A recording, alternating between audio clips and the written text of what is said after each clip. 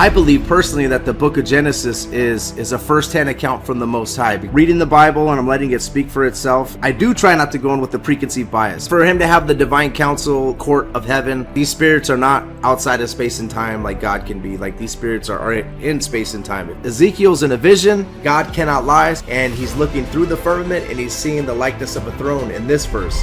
Because heaven is created, he must exist outside of it. He is in heaven, but that's a created place. It must have had a beginning. He has not. There is another place where he exists outside of the creation. Related to hell being in earth, I think that's definitely possible. We can't access it right now.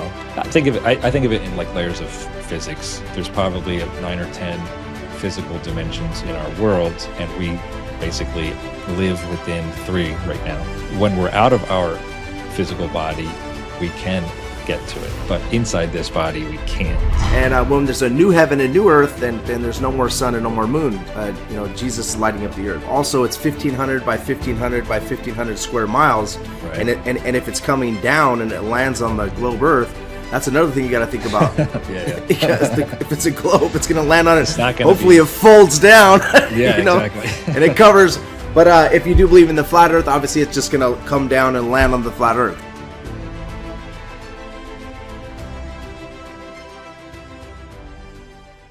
Hey Josh, how you doing today? I'm doing good, brother. Thank you so much for having me. I really appreciate you, Damon. Yeah, I'm glad you could join. We're going to talk today a little bit about biblical cosmology, and a lot of people have been trying to get me to actually talk to you. Then they said, hey, you should have Josh Monday on, because I had a lot of questions about it. I'm not actually 100% on board yet. That might come as a surprise to a lot of people, because a lot of people will automatically bundle in the flat earth / biblical cosmology framework within the little season eschatology.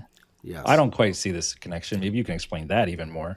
But I've heard that you're the expert on this as of right now. So maybe we can maybe you can just dive us into what it is and where it comes from, and go through the Bible and the scripture and kind of see what sticks out to you as to why this could at least possibly be a possibility. So yeah, take it away.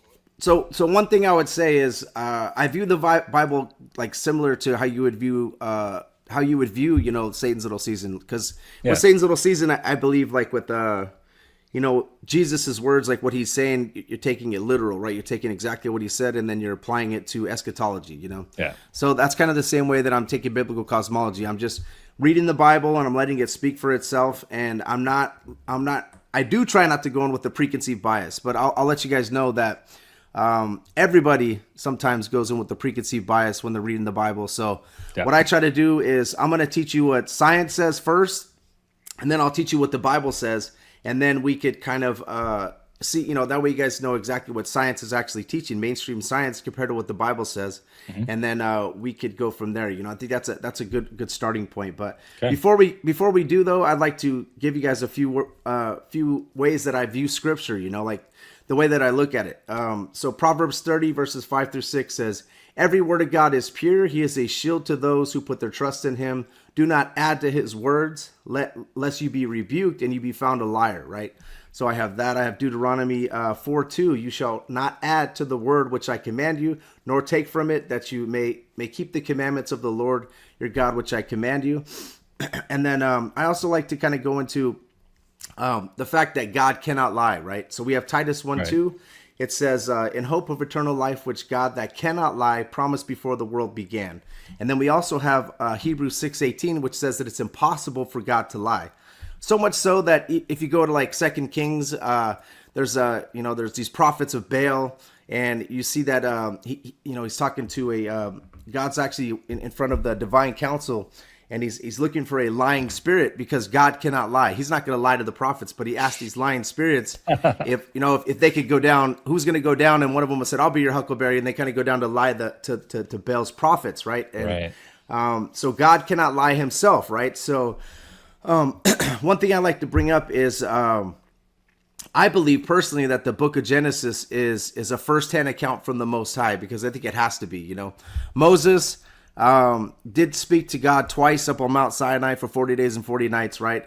Also, if you go to Numbers 12 verses 4 through like 10, Aaron and Miriam are speaking to God and saying, what's so special about Moses, and God tells them, I come to prophets in visions and in dreams, but with Moses, I speak to him face to face, is what it says in the New King James. It says mouth to mouth, actually, in the King James Bible, right? Mm-hmm. So Moses, I believe, did write the Torah. What I think is, I believe that God kind of explained actually how he created the heavens and the earth to Moses. And since God cannot lie, right, and it's impossible for God to lie, when I read the book of Genesis, I believe that we're getting a first-hand account from the Most High, right? Similar to when Moses got the 10 Commandments, it says that God wrote it with his finger on the rock, right? So when God says that he created the world in 6 days and the seventh day he rested, I believe that that's exactly what he did, right? Mm-hmm. All right, so that's already, just that right there is already contending with obviously mainstream science, because mainstream science would say that 13.8 billion years ago a Big Bang happened, 4.6 billion years ago the sun was formed, 4.5 billion years ago the earth was formed, and then the rest of the planets. And then they say that the stars were formed 13.6 billion years ago, right? So that's already inverted compared to what the Bible teaches in the book of Genesis, So I'd like to ask you a question real quick before we start the biblical cosmology side. Do you believe more of in a young earth creation or an old earth creation? Well, it's a good question, and I actually here's my take on it. And I was planning to maybe do something a little bit deeper, different video, but maybe I'll just do it here briefly. Okay. As of right now, I think the old earth actually makes a lot more sense, and I don't separate science from the Bible, because I believe science is simply the interpretation or the study of God's creation. Mm-hmm. And I think they both have the same author. The words of Scripture and the results we see from the creation has the same author as the Word of God. And so they shouldn't conflict. And so based on that, now I understand the interpretations by men could be flawed or wrong or whatever. And if there is some overarching deception that's weaved into it, that's always a possibility too. But I actually do come from the approach of an old earth, and I think it actually magnifies the divine, intelligent creator than a simply young, quick, fast. God never did anything like super fast, and all these ways that, for example, plants grow are never quick.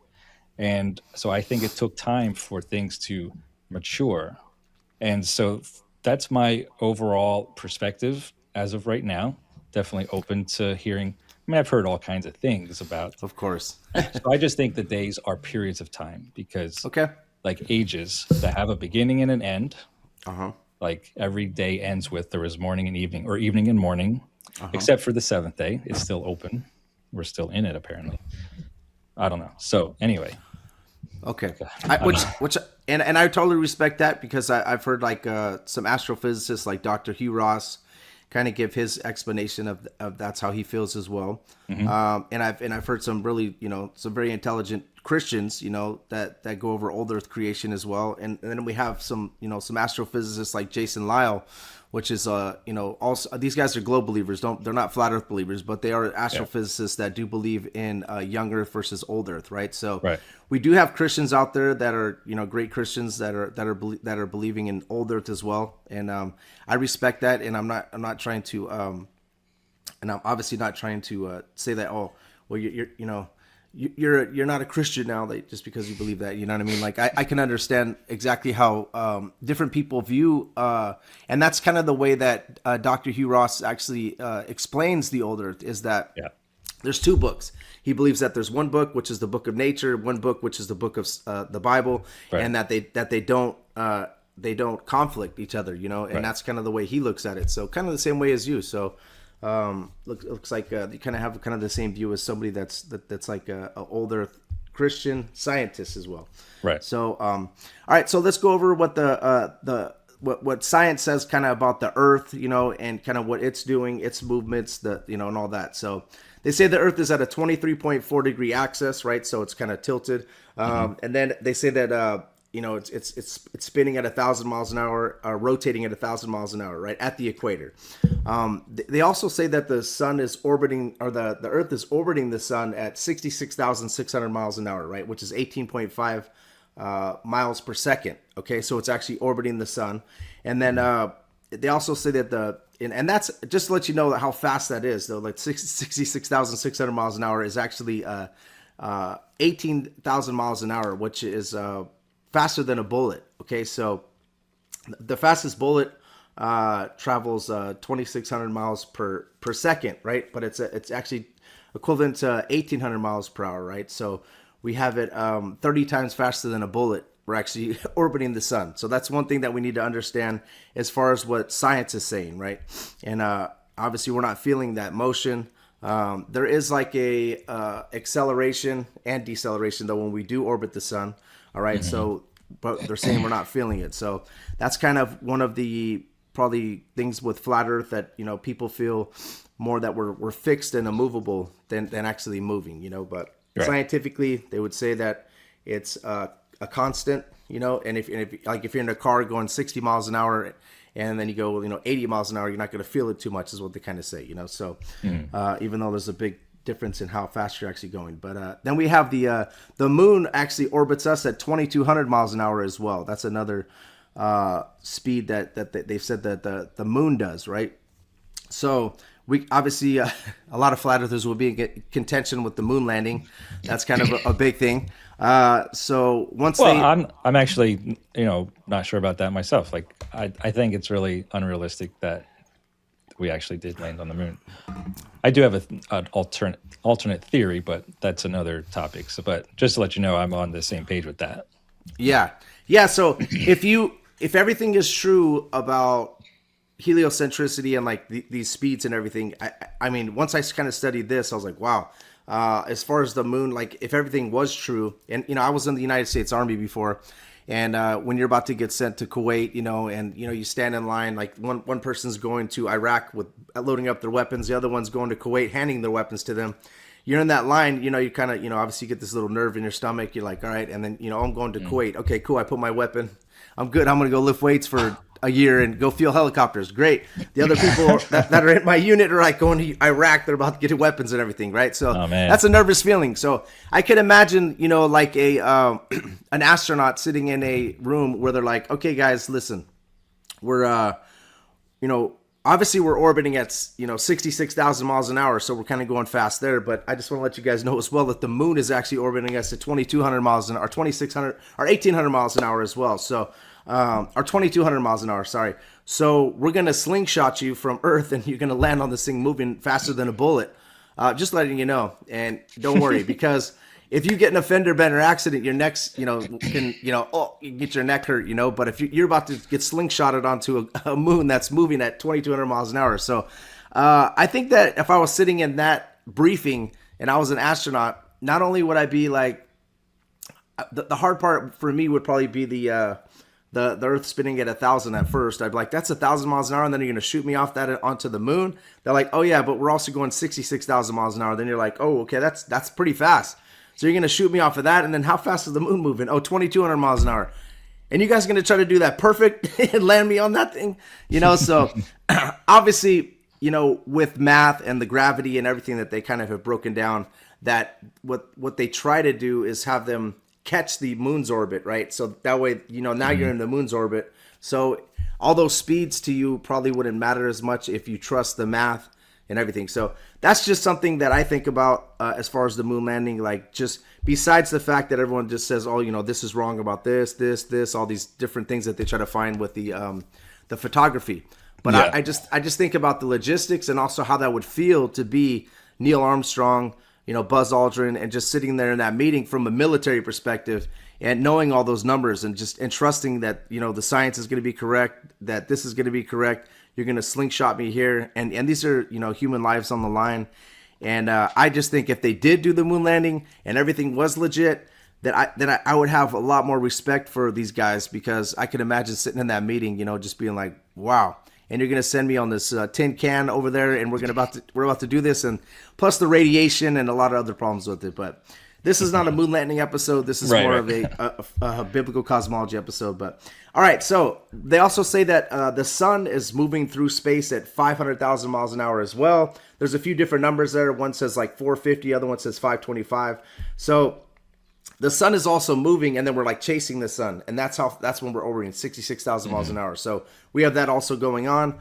They also say the sun is 93 million miles away. Okay, so that number has changed quite drastically from obviously before, because the scientists before were kind of just saying that it might be 5 million miles away. Then they went up to like 10, and then went up to like 20, and then they finally landed on 93 million miles away. So we have that. And then also the Earth's curvature, right? So the Earth is a sphere. So they actually say oblate spheroid, right? So they say that every 1 mile is 8 inches squared, is kind of what the curvature rate is supposed to be. So that's something in flat Earth. Obviously, what they do is they try to go and test that. They try to go and say, all right, well, at 10 miles, that's 66,000 or 6,600 feet of curvature. So we're going to do observations from 10 miles away and see if we could still see that object, right?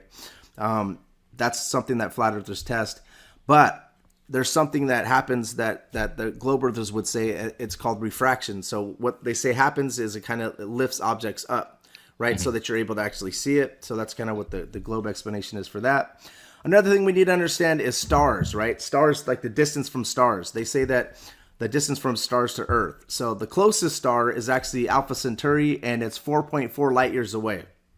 That number doesn't sound too crazy until you break down what a light year is. It's actually 6 trillion miles. So the closest star is about 24 trillion miles away. All right, so that's what we have. And then there's some distant galaxies that are like 2.5 million light years away. All right, so there's a lot of distance there. Yeah. So if you believe this, then I can understand the old Earth perspective. Okay, since you do believe in heliocentricity and everything kind of science is saying, if this is all true, then I can understand what an old Earth perspective has. Because what they're trying to say is that if they're that far away, it takes a certain amount of time for light to reach the Earth. All right, so if they are that far away, that's kind of how they get the billions of years of the stars being formed. Because if they're looking at a telescope and it's like they're looking all the way far into the distance, and then they're seeing this star, and then they're actually seeing the light from the star, they feel like they're looking in the distant past, and that, if you do the math on how long it takes for light to hit the Earth, and it's that far away, that's how they get those numbers of the billions of years, But there's different trains of thoughts on that, but so I want to let you know that. And then also the universe is expanding at 1.3 million miles an hour, right? So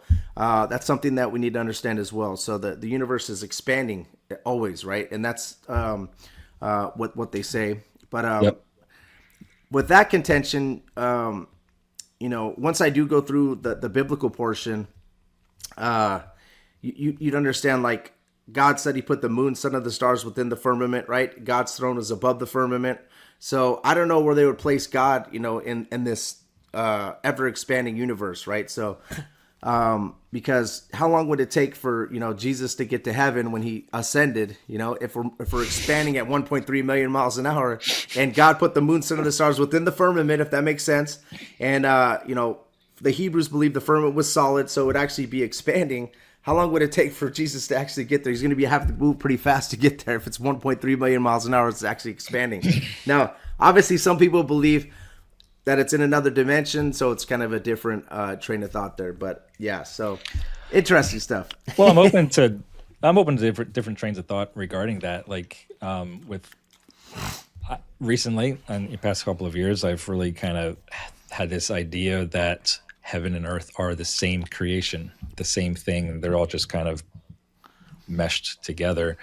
We can't always see necessarily, I don't think, every part of the supernatural world or the heavenly world, but I do kind of think it might be all one creation created at the same time, the heavens and the earth. Okay. Yeah. I don't know. Well, It's good train of thought, because in Ephesians 6 verses like 10 through 18, when Paul says we wrestle not against flesh and blood, but principalities of evil, right? He's talking about principalities, and then he talks about spiritual host of wickedness in heavenly places. Heavenly places meaning, the wickedness is obviously not in God's heaven, right? But it's in heavenly places. In the Bible, there's three heavens. One of the heavens is where the moon, sun, and the stars are located. Second heaven is the firmament, which is Genesis 1:8. The third heaven was where God's throne was located. So we have these spiritual hosts of wickedness in heavenly places. So besides the ones we deal with on earth, like the demons and all that stuff, that and the devil, right? We also have spiritual hosts of wickedness in heavenly places, meaning where the moon, sun, and the stars are located. And we have Daniel, book of Daniel, where Gabriel is coming to deliver a prayer to Daniel, and he says that he was fighting against the prince of Persia to get to Daniel, right? So what happens is he said he had to call Michael the archangel to help him, and then that way he can get to Daniel. And it took 21 days for him to get there. So what I see there is where the moon, sun, and the stars are located between heaven and earth. There is spiritual host of wickedness, and there's also angels, like God's angels as well, traveling through there to get to earth, if that makes sense. So your train of thought is true, I think. So do you think those three heavens are all physical, that we could even see if we could had the ability to see it? Well, I do believe that, that the first heaven is obviously physical, because that would be where the moon, sun, and the stars are located, right? And we could see that. Right. The firmament, I believe, is physical as well. God called the firmament heaven in Genesis 1:8. And then also the third heaven, which is where God's throne is located. I can't tell you if it's physical, like where we could see it, but what I could say is in Ezekiel 1:26, also Ezekiel 10:1, also in 2 Corinthians 2, verse 12, Paul says, whether in the body or out of the body, I cannot tell, but he went to the third heaven, right? So that's something that, well, if he was in the body, then he could obviously physically see it. But if he's out of the body, then it's going to be another dimension, okay? So he says, whether in the body or out of the body, I cannot tell. But Ezekiel was seeing, God's firmament and him above the throne. And this is in a vision, right? So it's hard for me to tell you if, I believe that, you asked me that question, I believe that our physical bodies cannot get to heaven because there's a firmament that's stopping us from getting there, right? And that's going to be a solid structure that's impenetrable by man. And then I also believe Sheol, which I believe is in the earth, is also impenetrable by man as well. But go ahead. Interesting. Well, I mean, just on that note of the physicality of it, I think it is all physical because I think it's all created. I do think we're separated from certain areas right now in our sinful nature, but someday probably, like originally we probably were not separated from it, and someday we'll probably be back to that spot, but maybe. Yeah. But I do think because they all seem to be a created finite thing, that they're all physical. Ultimately, I believe there's only one thing that is not created, not physical, and eternal, and that is, of course, God. Yes. Everything else was created, so. Yeah, and for him to have the divine council, like a court of heaven, and for these spirits to come and talk to God, there has to be, like, for me, I believe it's a physical location because these spirits are not outside of space and time like God can be. Like, these spirits are in space and time, if that makes sense. And so I do believe that, I believe it's physical, but there's different trains of thoughts on that. Obviously some people believe it's just another dimension, so it's kind of like totally where it's not physical. But okay, so the other things that science has talked about is like the Big Bang, which I talked about already. That's kind of explained it just a little bit. But George Lemaitre, a Belgian cosmologist, Catholic priest, they say he was Jesuit trained. Most of the cosmologists, in the Catholic Church are Jesuit trained, right? And he was talking about everything began 13.8 billion years ago, which I already kind of went through. And it was like a pin that exploded, it was like the size of a pin. It exploded, and then everything kind of came together because of these different laws, gravity and so forth. So we have that going on, and then we also have evolution. Charles Darwin in 1859 kind of came up with the theory of evolution, and he was also, his great grandfather was a 33-degree Mason. He's the one that first started looking into this, and then he kind of passed down this knowledge to his son, and his son was a preacher. He said, I don't want to come out with this because obviously it goes against the Bible. And then Charles Darwin, his son, was the one that actually took it, kind of ran with it, kind of did these different experiments and stuff, and they came out with evolution. And then the next one that we have is in the scientific trinity is going to be the heliocentric globe. Sorry, the heliocentric model, right? Which came out in 1543, and this is going to be Copernicus. And they say Copernicus was also a bishop in the Catholic Church, and also they said he was a known occultist. Now, am I 100% sure on this? I don't know, man. This is back in 1500s, so I have no idea if this information is going to be true. But they also have a lodge named after him, Freemason Lodge, Copernicus CHP 246.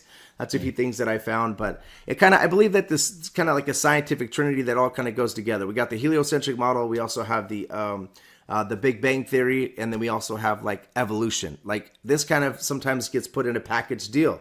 Now with Christians, it doesn't always get put in a package deal. A lot of Christians like Hugh Ross and these other astrophysicists and Jason Lisle, they all deny evolution. But you have there's another gentleman that is a scientist that does believe in theistic evolution. So I don't know what your thoughts are on evolution compared to the Bible, or what you feel. I don't see how it has any place in the discussion at all.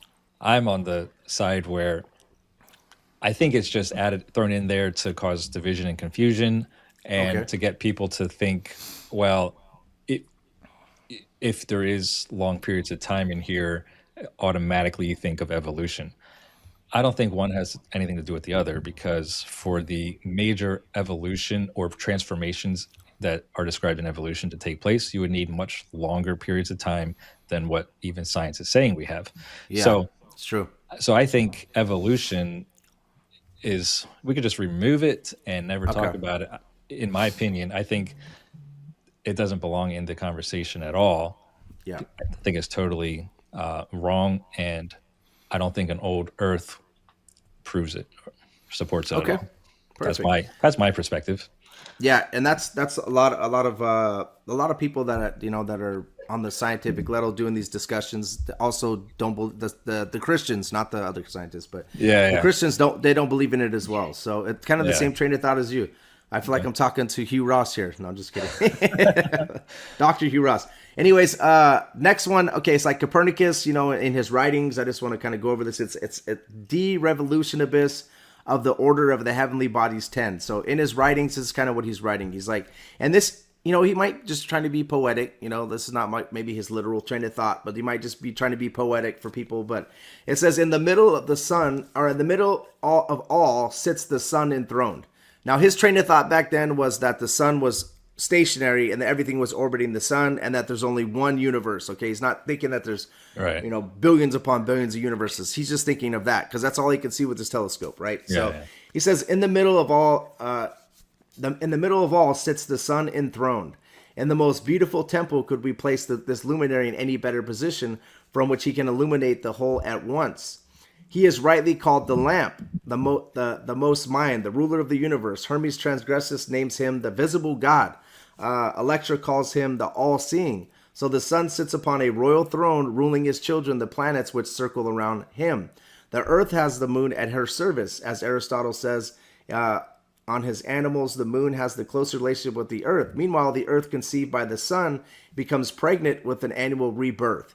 Okay, so one thing I want to point out, first of all, he calls the sun the lamp, and as we know in Revelation, the lamp is actually going to be Jesus, right? And when there's a new heaven and new earth, then there's no more sun and no more moon. Jesus is lighting up the earth, right? So, just the way that he's speaking about the sun is kind of similar to how, like, the esoteric way of thinking of a sun, like it's sitting in a temple, it's on a throne. It's almost like you're pointing to the sun being like a god, right? That's kind of what I'm reading here. But like I said, he could be trying to be poetic and speaking this way. I don't know. But. And to kind of to one of your points, I think, to kind of help support what you're saying, this is something that I've thought about before and don't really have a good answer for, but in the future when the sun is no more. But the new heavens and new earth, I mean, the kingdom comes down here to this earth, I believe, and I think we'll be here on this earth. With According God. to, yeah. So there's got to be a lot of major transformation there. So traditionally, scientifically, the earth is only possible because it is in balance with the sun. And so if the sun goes away, what's going to happen to that? How does that throw things off? Either there's a major transformation or it's not how it's set up, which is what you're saying. Yes. Yeah, maybe we're geocentric and we don't need the, that if you do believe in the globe, maybe we're geocentric and we don't need the sun. Maybe the sun needs us. Right. So that's kind of a train of thought that you could kind of think of. Also, it's 1,500 by 1,500 by 1,500 square miles. Right. And if it's coming down and it lands on the globe Earth, that's another thing you got to think about. Yeah. Because if it's a globe, it's going to land on it. It's not going to Hopefully be... it folds down. Yeah, exactly. And it covers. But if you do believe in the flat Earth, obviously it's just going to come down and land on the flat Earth, So right.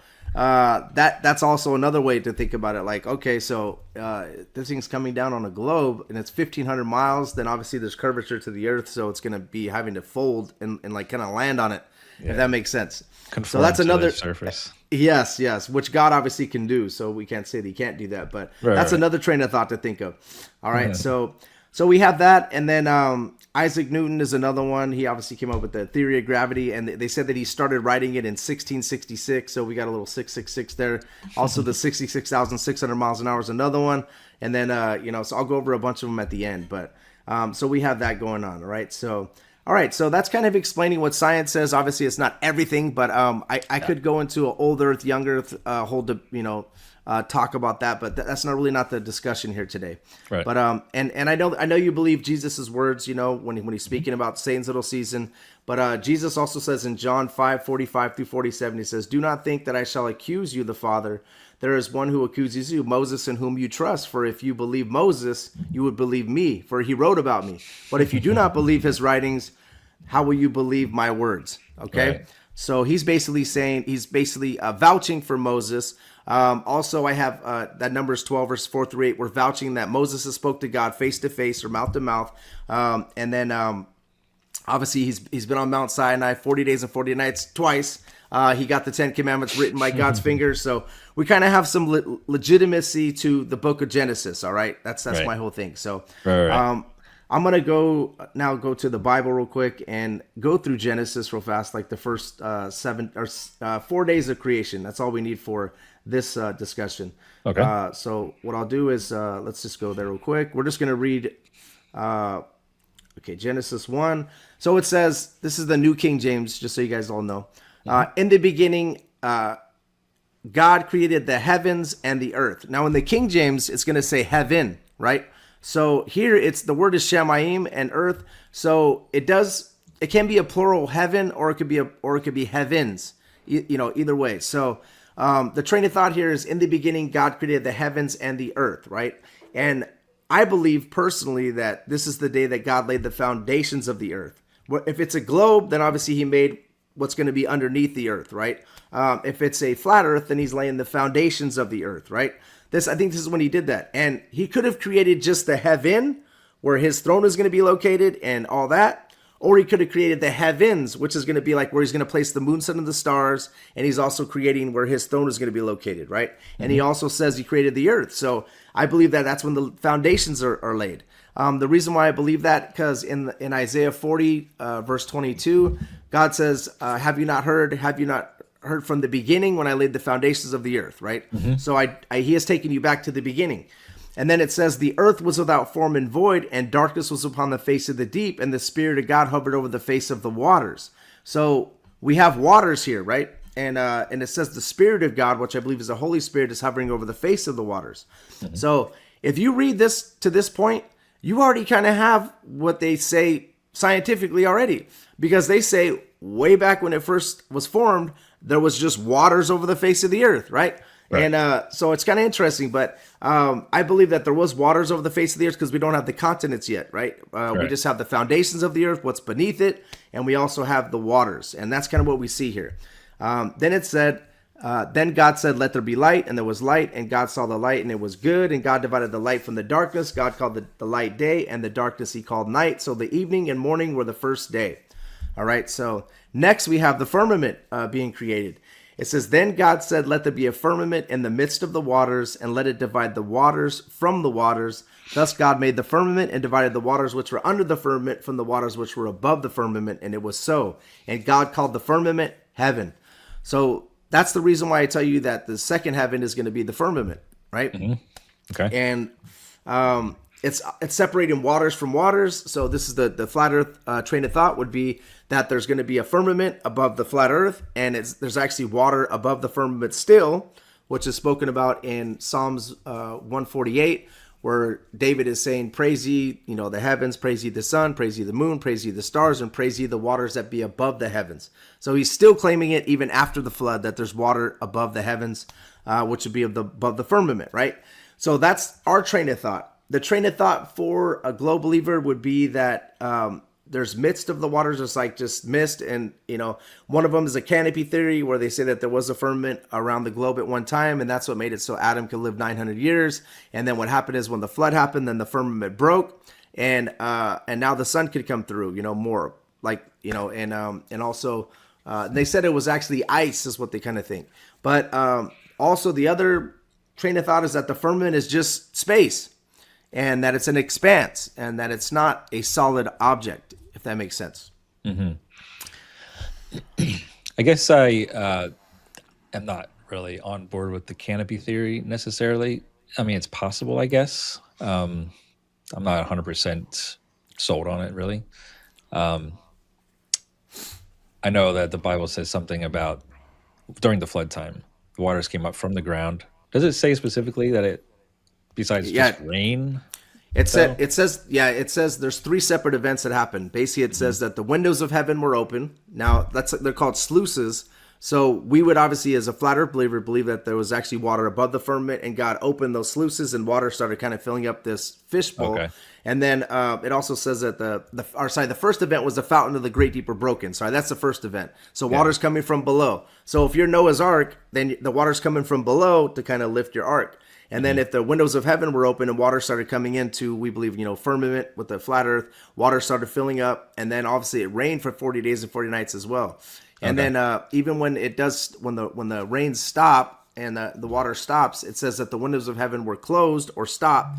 And then it says that the fountains of the great deep were closed, and also it stopped raining for 4 days, or stopped raining basically, right? So there's kind of three separate events there. So you're basically taking it more literal than figurative. Of course.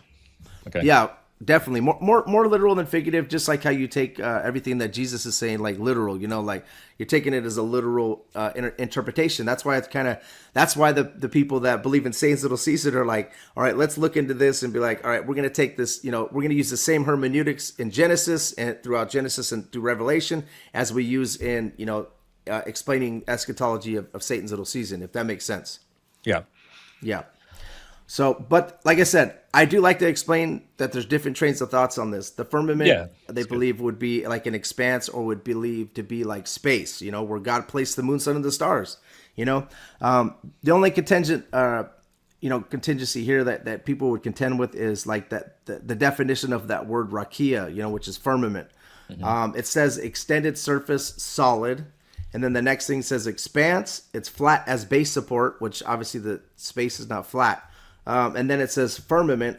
So it's like what it says, considered by Hebrews as solid and supporting the waters above. And that's something that I kind of look at. Like that means that Moses and the Hebrews would be like Moses and Isaac and Jacob and Abraham and all the guys back then were believing that it was solid, supporting waters above. Even David. All the way up to David, because David said there's waters above the firmament still, right? So that's kind of what the definition is. But if you look in like a newer lexicon, then what they're going to do is, obviously things have changed scientifically, and they want to obviously expand on the word firmament, maybe being an expanse of space and not like an expanse of a solid structure, if that makes sense. So. Yeah. that's kind of what's happening there. Okay. And all right, so day 2. So far we have God's throne being already created, and then we also have if you think of the heavens, it would be like space, like we're like the space in between the firmament and earth, right, is already created for God to place the firmament. So the firmament is being placed now. If you believe in the flat earth, now you have a solid structure, and now you have the area where God's going to place the moon, sun, and the stars, which is within the firmament, right? So we have that. If you Below were the thinking dome, of, you're saying? yeah, below the dome, yeah. So Okay. so far we have the foundations of the earth already created, I believe. And then the space area, so that way God could place the firmament on the foundations, right? So that would be that train of thought, So now we're going to be moving into day 3. I'm not going to read it word for word just for time, but basically day 3 we have the oceans, and then we have the dry land, which are continents, and then we have the plants and vegetation being formed on day 3. All right. Mm-hmm. So now we move to day 4, where You're saying that all happens in 24 hours. That's your perspective. Yeah, because like the way, so the oceans, the dry land, God could just move the continents up, or let the maybe the water divide or whatever, and then the continents. If you read it, you could see that God is dividing the waters and allowing the continents to come up, right? So it's interesting, but. Now, as far as the plants and vegetation, God created the plants and vegetation, all herb bearing seed and everything. If you believe in the old earth creation, it's even harder for you, because can plants and vegetation live without the sun? Well, I mean, that for millions of years. Of course not. Of course not. But so I know the perspective. You probably the perspective know. Is that God, the perspective is basically on day 1 when God created the light, then that light was active as the sun, and that's why you have a morning and technically even before day 1, in the beginning, before he even gets to creation day 1. So this is pretty much Hugh Ross's interpretation of it. Yeah, which is basically, in the beginning God created the heavens and the earth. That includes everything. In our galaxy, in the universe, which includes the sun. And so anyway, we don't have to get into that, because I don't want to get It's good. It's good.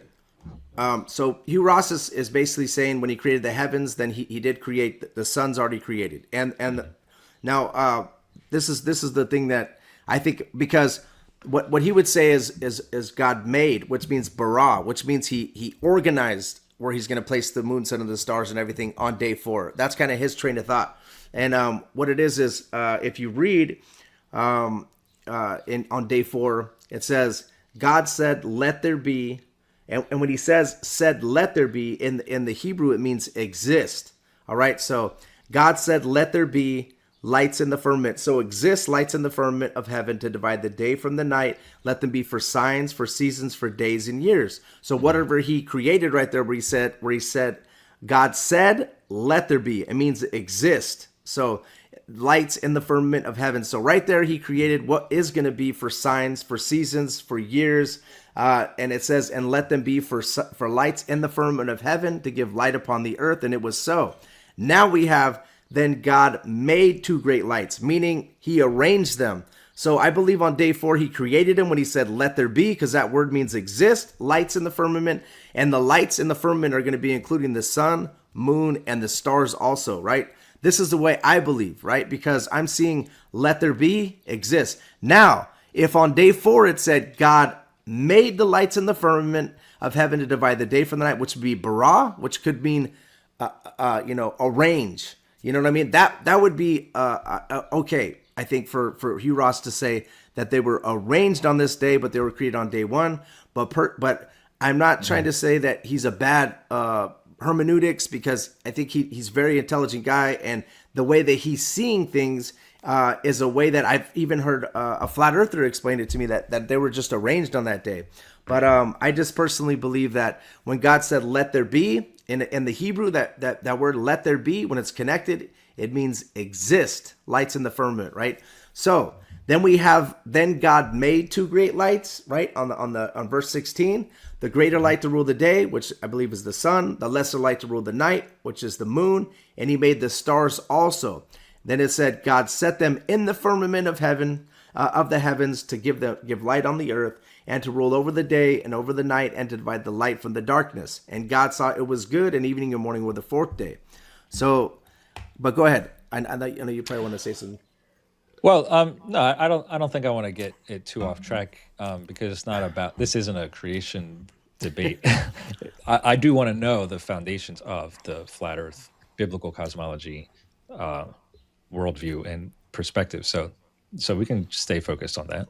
Okay, no problem. Yeah, it's just, I think it's it all connects. I think even the young Earth creation to the old Earth creation would all connect too. Now, I'm not going to go over like the other, we're not talking about evolution, all that stuff. So I'm not getting into the animals or when humans were created and all that stuff. We'll stay on this. So, all right. So now let me go over. So now that we know that, or now that I believe that we know that the sun was created, I believe on day 4. You believe more it was made, where it was arranged.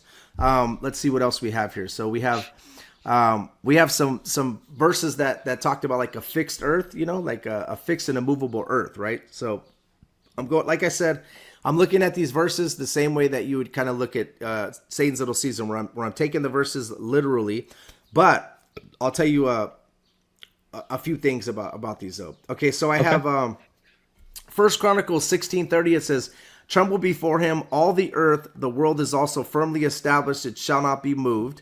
All right. We also have Psalms 104:5.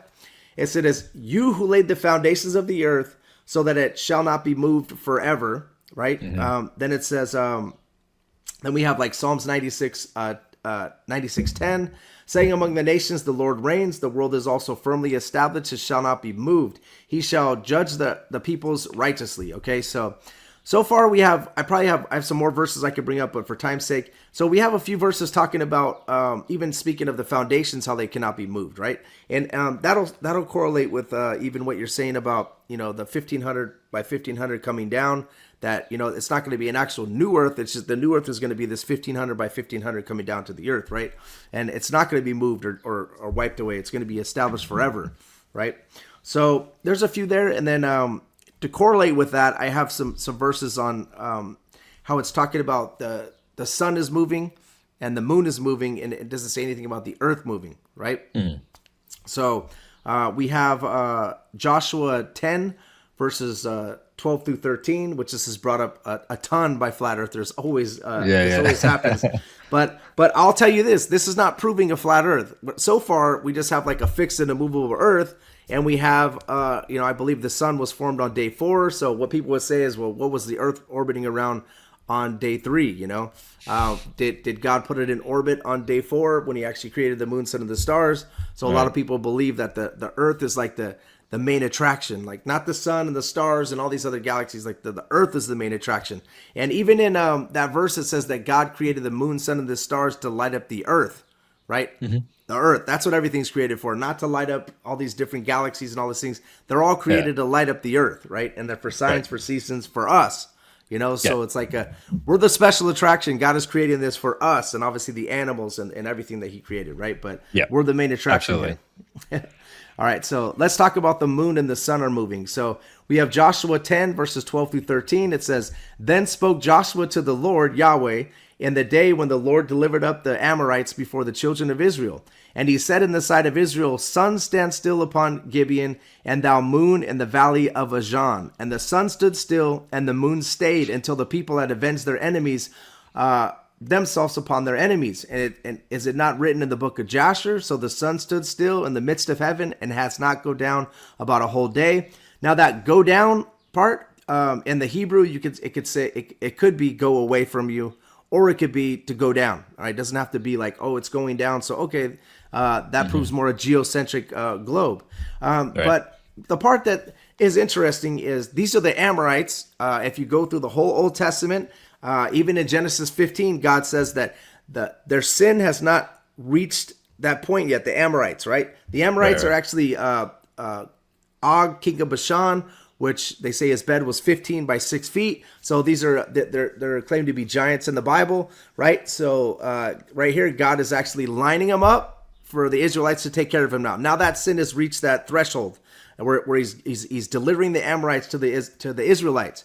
So this is important. This is an important part because earlier God is mentioning that their sin has not reached that threshold yet. But now when we're in Joshua, God says that their sin has reached that threshold. Now I'm going to deliver the Amorites before you, and he's stopping the sun and the moon in 2 geographical locations from moving. Now the flat Earth part would be like, all right, so if you go to Neil deGrasse Tyson or some of these scientists, and what if the Earth was to stop right now, the Earth that we currently have, if it was to stop, right, then they say everybody would fly off the Earth if they were not seatbelted to the Earth. So what we have, because these motions, you can imagine in a car, if you're going 180 miles an hour and you just suddenly stop, then it can kind of hurt your neck. That jerking motion would probably snap your neck if you're going 66,000 miles an hour. So our train of thought is that the Earth is fixed and immovable. Whether you believe in a globe or you believe in a flat Earth, we believe that it's fixed and immovable, and the sun and the moon is what moving, and the Earth is not. It's stationary, fixed and immovable, if that makes sense. And the sun and the moon are moving over us in a way. So everybody stick around to the end, because I'm going to go over some things that I've noticed lately, and I've also found out that I'm trying to look into, and those that are believe in the flat Earth, we're going to try to go over some stuff to see, what we find out. But stick around to the end. New things that have come out. Yeah, of course. Yeah. Okay, cool. Okay, so then we also have Habakkuk 3:11, which is actually talking about this Joshua situation. It says, the sun and the moon stood still in their habitation. At the light of thine arrows they went, and the shining of thy glittering spears. So in the book of Joshua, it says that God did this for Joshua, and that he will never do this again. He never did it in the past, and he'll never do it again in the future. So Habakkuk is talking about this event because it's talking about the sun and the moon standing still in their habitation, right? So we also have the sun went backwards 10 degrees. This is actually in Isaiah 38, verses 7 through 8. Now, some people believe that the sundial they're talking about was like stairs, right? And the stairs, basically, the shadow of the sun was going, he was asking God, it's easy to make the shadow go forward, but I want you to make the shadow go backwards.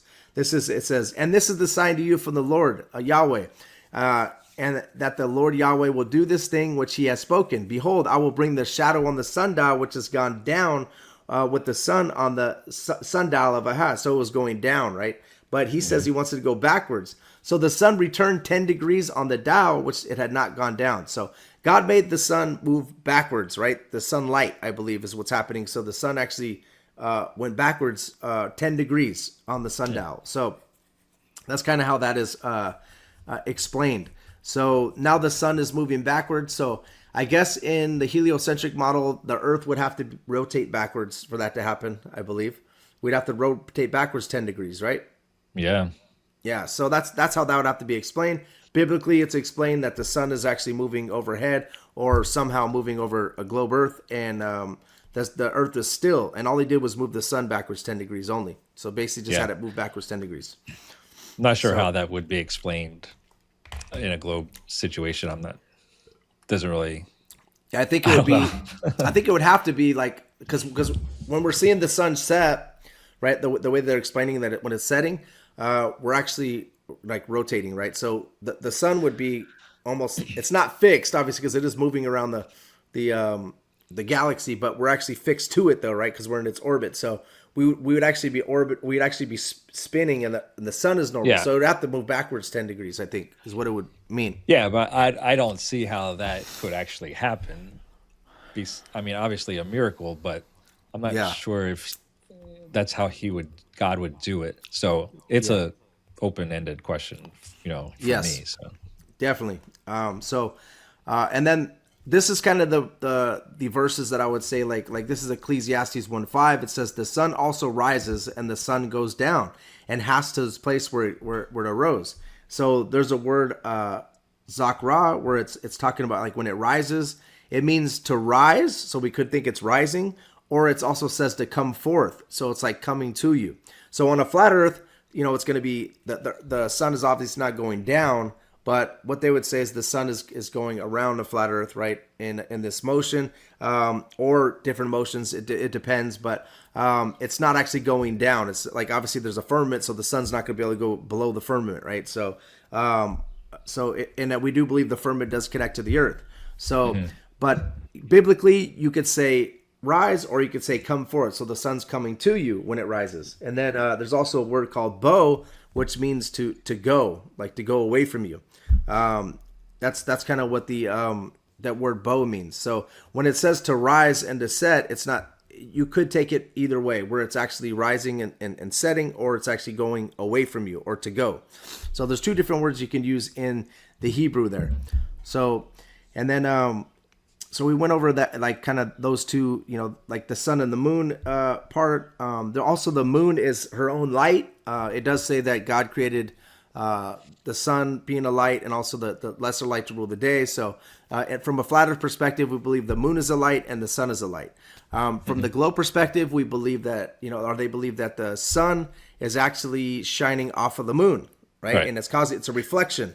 And some people have done some experiments. I don't know if they're 100% accurate or 100% true. I've never done them before, and I do have guys that come to my work, and they use these heat detectors for our pumps, our wells, right? Because I'm a treatment operator. So I haven't done it myself, but some people are saying that the moonlight is colder in the moonlight, and it's actually warmer in the shade in the night.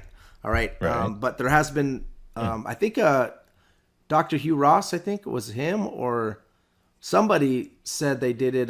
They did that same experiment like 10 times and they didn't get that same exact thing. So there could be different explanations why the moonlight might be colder than what we think. We think it's actually the moonlight is its own light and it's creating a cold light. But there could be different explanations there. We can't just go with like, oh, well, it's colder, so it's just because the moon is its own light, Right. So there is some verses, excuse me, that talk about the moon being its own light, right? So we have like even Jesus even says it, like the moon will not give her light.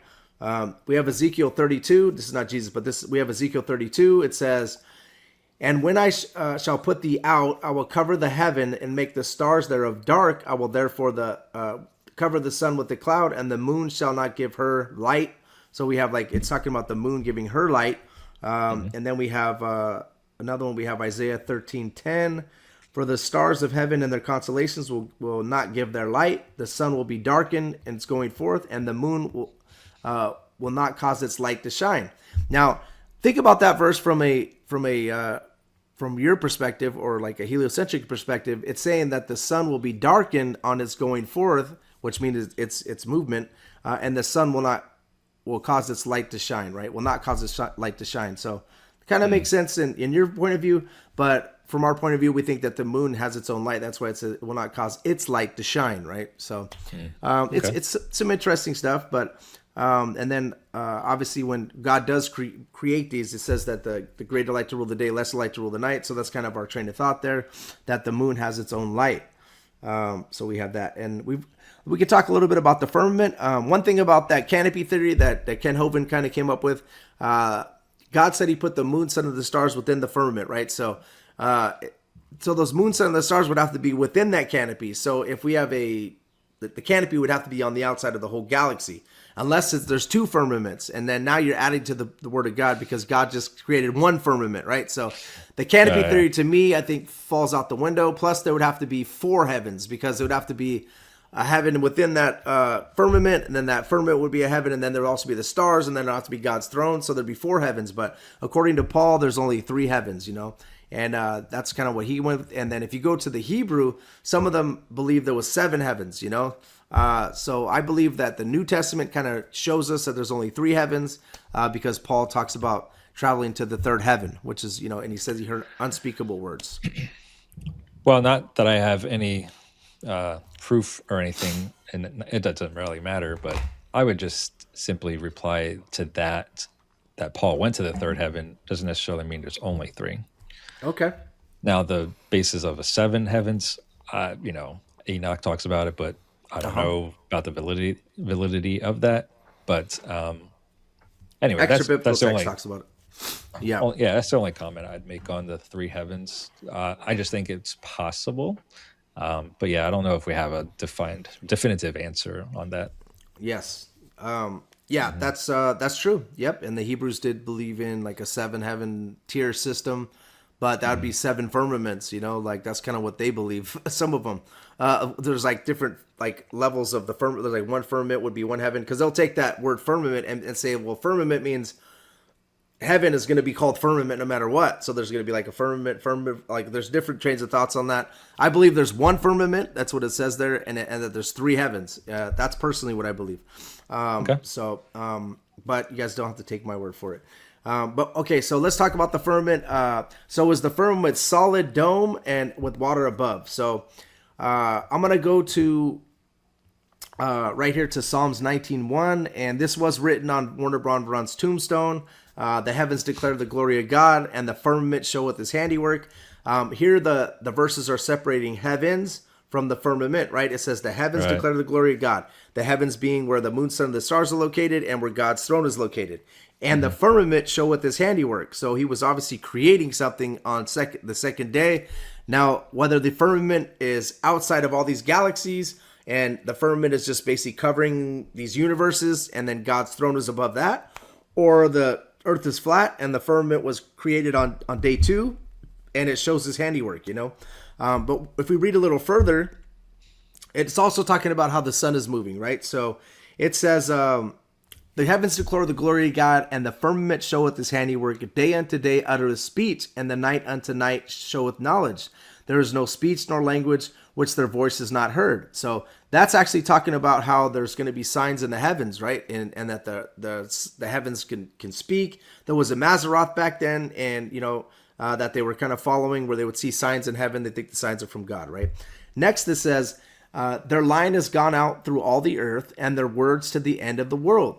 In them he has set a tabernacle, and then tabernacle is when they use that word, instead of just using it could be a tent. It's the sacred tent of Jehovah is usually how tabernacle is used. So that's more tent talk, right? A tent is obviously could be, back then was shaped like a dome, right? It wasn't shaped like our tents now, like in the army where we have these flat tents like this. It's shaped more like a dome shaped, right? So David's speaking poetically, but he's saying he has set a tabernacle for the sun.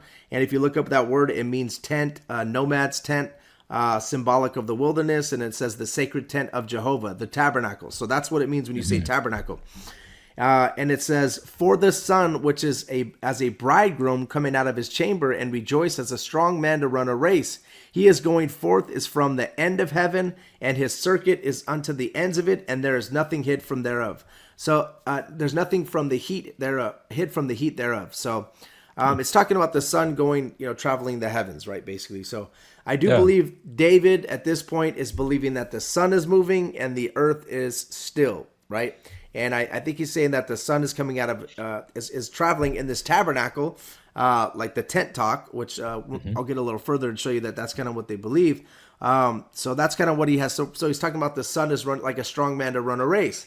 Now, I don't know what the track looks like. I don't know what kind of race is running, because some races you start from one point and you're doing an exact circle, or you're doing the racetrack could be all around. I don't know how it works, but later we'll get to that a little bit on what the train of thought is happening there with us now.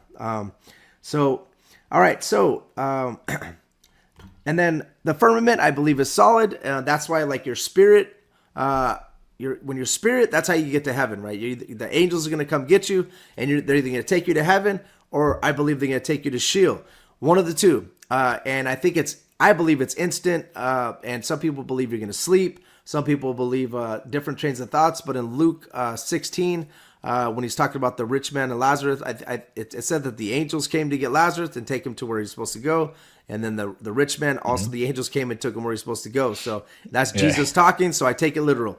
And I do believe that Sheol, even whether it's a globe or flat, I do believe that Sheol is in the earth, like located in the earth, not like some other dimension in a black hole or any other train of thought. I believe it's in the earth, and that is part of biblical cosmology as well. So I think you have to be spirit. That's why you can't go into hell unless they're not going to be able to dig down. Like, as far as they went down was 8 miles, and there's an impenetrable thing where they couldn't get through with the technology we have now. But I don't believe they're going to be able to get through. I don't think you can get into hell. I think that hell is where the souls are located, and it's not going to be able to get there with the physical body. I think you have to be spirit. Same thing with heaven. I think you have to be spirit to be able to get there, right? I think there's an impenetrable dome, whether that's outside of the galaxies or that's going to be above us on a flat Earth. So going back to what I said earlier about how I think that this is all one creation, the heavens and the earth, related to hell being in earth, I think that's definitely possible. And I think it is a physical place in the earth, but it might be, like you said, we can't access it right now. Yeah. I think of it in like layers of physics. There's probably 9 or 10 physical dimensions in our world, and we basically live within 3 right now. And so hell in the center of the earth could just be within some of those other dimensions, all the same physical creation. So when we're out of our physical body, we can get to it, but inside this body we can't. That's how I see it. I don't know if there's any.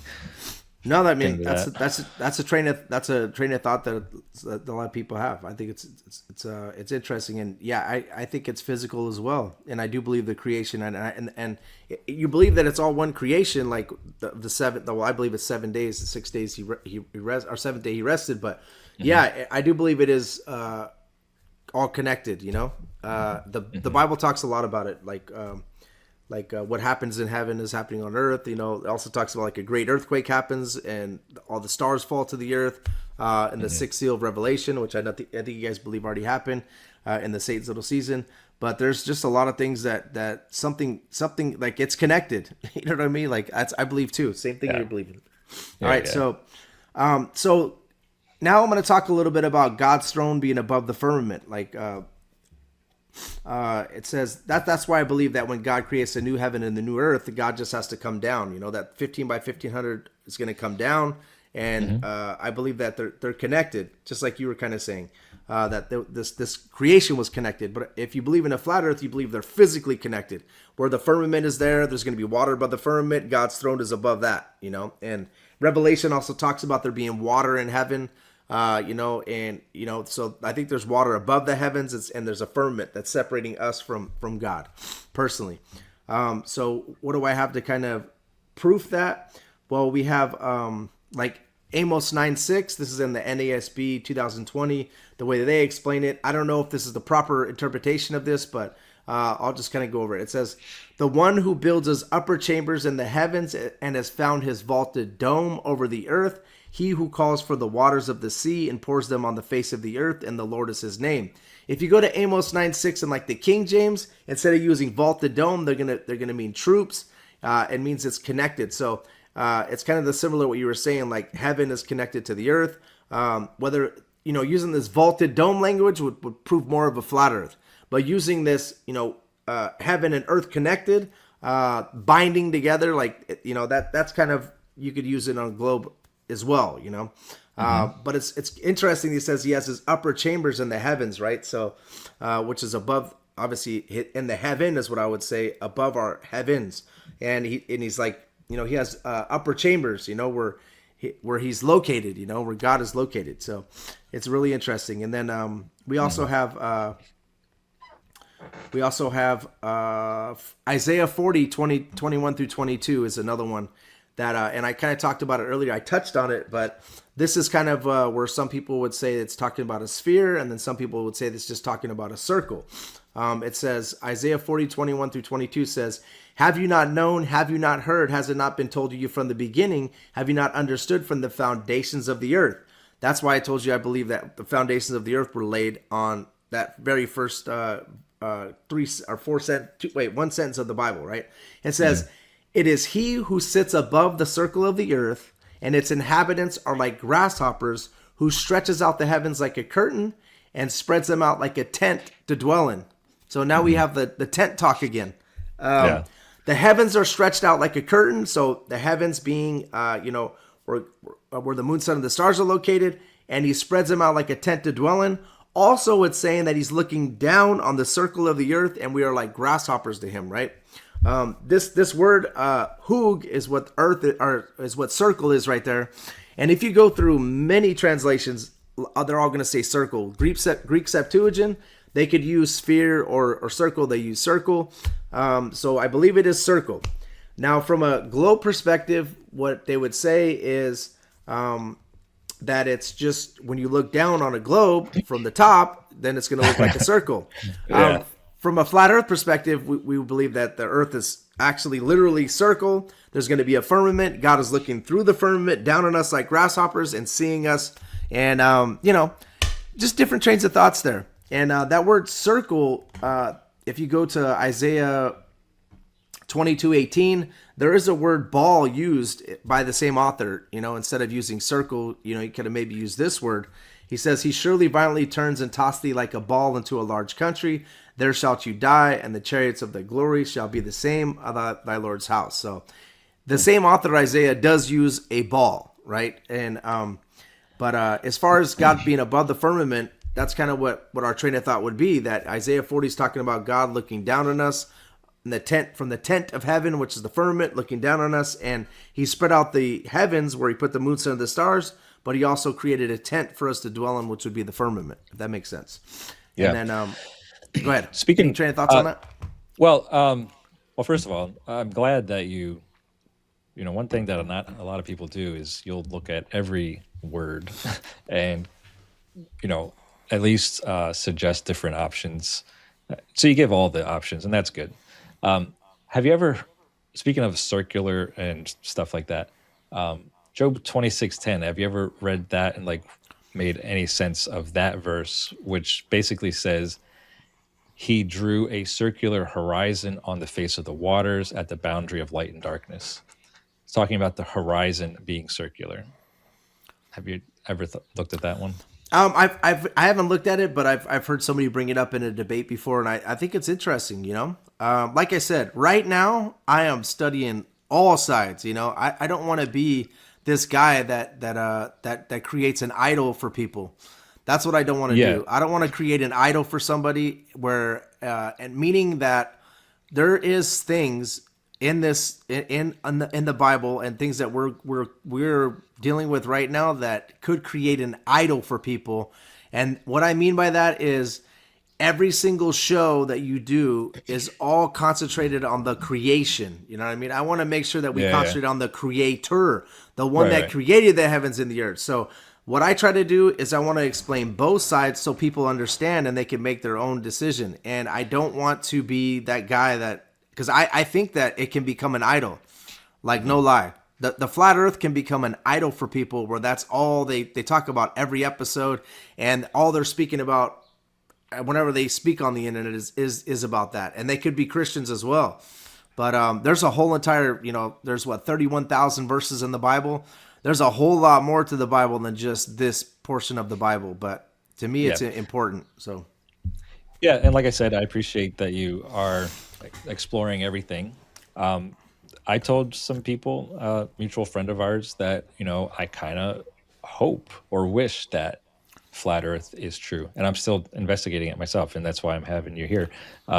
Because it really is kind of a cool concept. And I'm totally open to alternate ideas from what we've always been told, which is, with the whole little season thing, kind of that, was easy kind of to kind of get in line with because it's pretty obvious.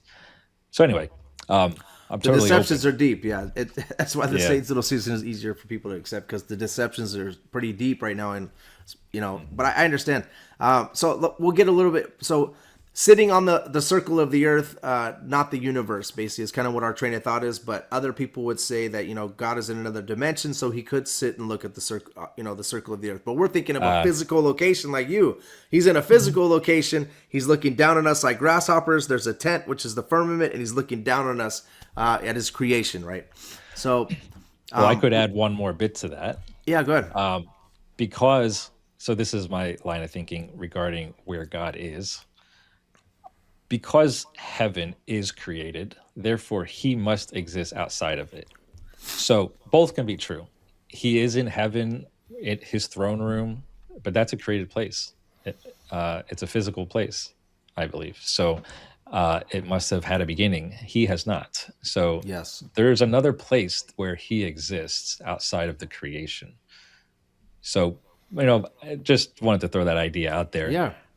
He's outside of space and time. He's allowed to see exactly what's going on in his creation and then come back and, so yeah. I think that both could train of be thought true. I think that train of thought is cool. So, all right, we have Isaiah 66:1. It says, "Thus says the Lord, heaven is my throne and the earth is my footstool. Where in this house you build me, and where is the place of my rest?" Right? So that's another kind of connection between heaven and earth, and God, the earth is his footstool. And if the firmament is there, that's kind of like him standing on top of the creation, and it would be like his footstool, right? So we have that, and then Jesus also says that same exact line. He uses the same exact line as well in the New Testament, where heaven is my throne, the earth is my footstool, right? He connects it as well. So so we already did the ball and the circle part. We did that. So God's throne is above the firmament. So here's the portion that I was talking about, Psalms 148. I kind of read it already, but water still being above the firmament. This is David speaking. Praise ye Lord of the heavens. Praise ye him in the heights. Praise ye him all his angels. Praise ye him all his hosts. Praise ye him the sun and moon. Praise ye him the stars of light. Praise ye him the heavens of heavens, and ye waters that be above the heavens. So he's still talking about water being above the heavens. So Yeah, that's interesting. very interesting. We already talked about Michael the archangel saving. Let's see, we already talked about that. Where I was talking about Prince of Persia. I think we talked about it at the beginning, where the book of Daniel talks about how there was, angel coming to deliver, or Gabriel was coming to deliver a message to Daniel, and then, he fought against Prince of Persia, So I believe between heaven and earth is where there's principalities and where angels are traveling, kind of like Jacob's ladder, basically, where he was actually seeing that other dimension. He was seeing like angels coming up and down. I believe that's happening. And Book of Daniel is talking about that, where an angel's physically coming to deliver a message to him, So between heaven and earth, whether you believe in a globe or flat earth, there's going to be angels traveling, and even, principalities of evil also in there too, trying to stop angels from being able to deliver messages. So it's interesting. So we'll also go to Ezekiel 10:1, which I talked about earlier. It says, "Then I looked, and behold, in the firmament that was above the head of the cherubims, there appeared over them, as it was a sapphire stone, as the appearance and the likeness of a throne." So Ezekiel's in a vision, and God cannot lie. So God is showing him a vision of heaven, and he's looking through the firmament, and he's seeing the likeness of a throne in this verse. In Ezekiel 1:26, and it says, "And above the firmament that was over their heads was the likeness of a throne, as the appearance of a sapphire stone, and upon the likeness of the throne was the likeness of the appearance of a man above upon it." So he's looking through the firmament and able to see the throne, and it says that the appearance of a man above upon it, right? So I think that's interesting. So I think that's kind of showing you that above the firmament, that God's throne is located up there. That's what how I interpret this, right? And like I said, it is a vision, so we could take it for how we take it, Yeah, true.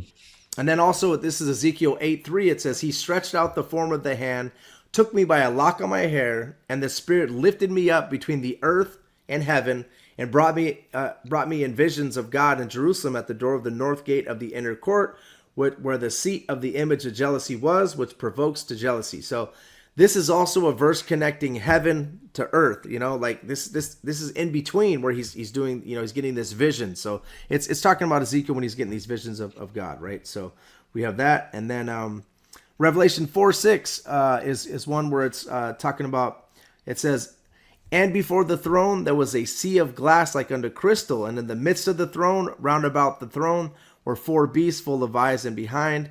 So it says there's a throne, and below the firmament, it's a sea of glass. Like above I guess there's a sea of glass in heaven. Also in Revelation, it's talking about water being above heaven. Also in Revelation, it's talking about 24 thrones being in heaven, and there's elders sitting upon them. So I think there's more to heaven than we think. Some of us just think that there's just angels sitting around just worshiping. Heaven's going to be spectacular. So I just wanted to kind of point that out, that there is water in heavens. It does coincide with maybe our flat earth train of thought, but there's water above the firmament, and that's what we have. So let's see what else we have. Yeah, I definitely like that. Interesting about the water in heaven. Like it does say it a lot. I wonder, the significance of it. Well, if you think about it from a flat earth perspective, right? We have the flat earth, we have a dome connected to the flat earth. Above the dome, we have water. And then we have above that God's throne. So that water would still be present. So that water would be the water they're talking about that they're seeing in heaven, So it's that's kind of the significance of it, that where he talks about the water that be above the heavens, like David's talking about that, it would be like water above the firmament still, So I go ahead. Do you think mostly outer space is water? I think it could be, but do I think of it right now? No, I think outer space, to what we see, in outer space, or what I think that it's just the place between, earth and heaven, and outer space is something that is, thought about in different ways. Some people would obviously in the flat earth community would say space is fake, but there is a space between earth and heaven. I mean, the Bible talks about it. So what that is, or if it's a vacuum, or if it's all that other stuff is a whole nother conversation. People believe that you can't have pressure without a container. So how could space be a vacuum? And there's all these different trains of thoughts scientifically. What I like to do is just dig into the Bible and kind of tell you exactly what I believe through the Bible. But there obviously is space between earth and the firmament, and that would be called space. Now, what that is, or how that translates in a scientific form, I don't know. But I do believe God, if you think about it in a flat earth perspective, that God would be closer. It's not, trillions upon trillions of miles away. He's not expanding at 1.3 million miles an hour. But the thing is, scientifically, like Hugh Ross, Dr. Hugh Ross, they're looking at telescopes that are from NASA, and then they're taking these images and then they're translating them into science, So what people in the flat earth community would obviously say is that those satellites are not actually there, and these are CGI images and that's very offensive to someone. I mean, probably to Hugh Ross, that'd be very offensive for me to just say your whole entire scientific is based on CGI. So I'm not willing to disrespect that whole community like that. I'm just saying that it is based upon trusting that what the information that they're getting from these satellites is actual satellite actually out there and actually looking in the past, whatever, however far away they are, 24 trillion miles is the closest one. I don't know how far away that they're able to see, but so I'm not willing to try to disrespect that whole entire astrophysicist community that it's all built upon a lie, but a lot of people will, But I'm Christian, so I have to watch myself more than someone that's not a Christian that could just go and say, that guy's a liar. I don't do that to people. I don't think that I should do that. And you should act differently than them. So that's good. Of course, yeah, of course. I'm just I'm understanding. Like I'm understanding of them. That's what their whole career is built on. And they're trusting that information, but they're also doing some science to it and all this stuff. So I have a respect for it, and I like to hear all the different perspectives on everything, and find out what they're seeing. And I want to see it all. I don't want to just be like hyper focused on flat Earth and just be like it's flat no matter what. Like I can't be like that. I need to be open. So especially since I'm a Bible teacher. So all right. So another thing we have.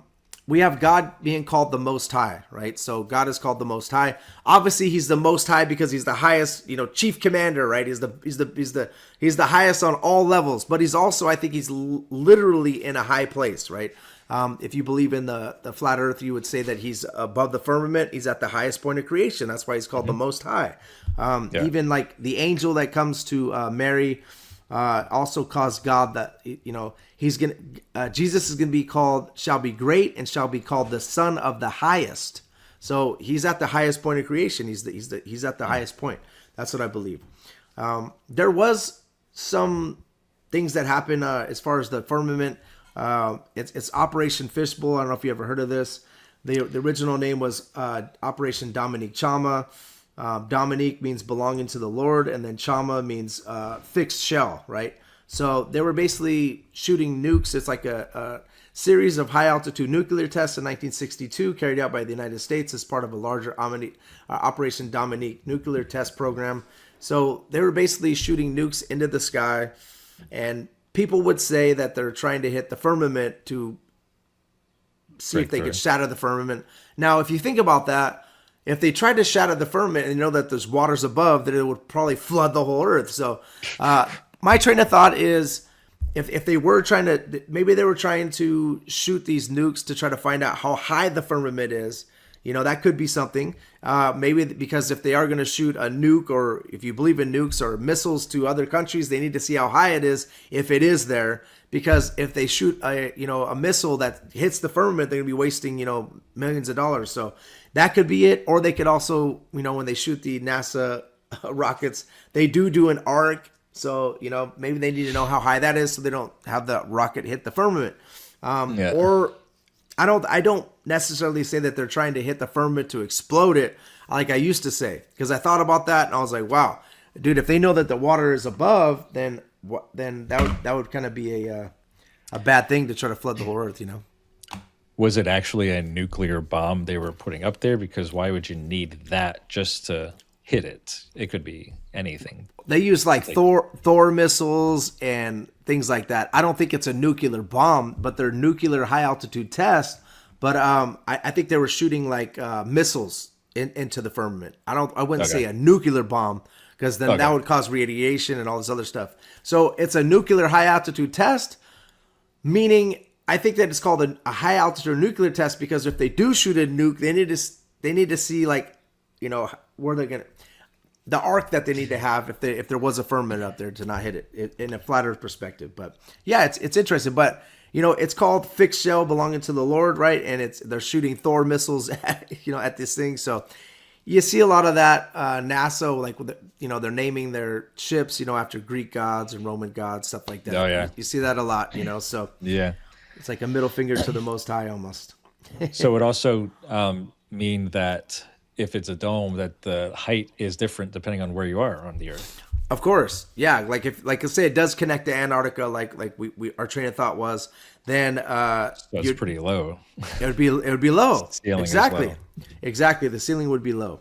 So, all right. So we talked about we kind of talked about this already, but it's 2 Corinthians 12 verses 2-4, where we're talking about Paul. And the way that he explains it, he says, I knew a man in Christ above 14 years ago, whether in the body, I cannot tell, whether out of the body, I cannot tell. God knoweth, such a one caught up to the third heaven.